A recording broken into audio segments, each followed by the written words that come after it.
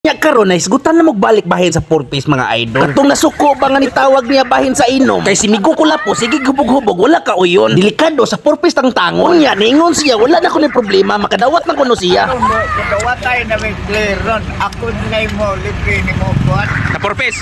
Sa purpose na. Oh. O nya kay kung di katabangan ron. Di. Nakita ni sir. Okay. Okay kayo. Katong taga-purpose nga nanawag niya, nakita gid ay sila. Napasaylo na day kuno siya. Kung mag-inom siya, itago lang kunong botilya para ang mga marites dili kakita niya. Kita gede mo. Ningon siya. Ako ay kakool. Pero last na ko ni mo pasaylo.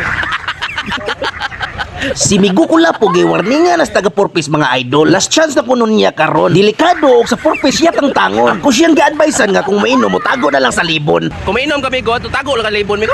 Si Migo Kulapo wa katingog dayon. Taon ba na may mo sige taho. Sige taho. Marites. Oh, marites. Yeah, shout out sa mga marites na. Na shout out ko sa mga marites ina. Shout out ko sa mga bilidong mga marites. Oh, katong sige. Nakila pa. Si Migo Kulapo naglagot gid sa mga marites mga idol. Oo, nga ipaputol ko. Sa purpose. Oo. Nga ay. Na- Nga ay.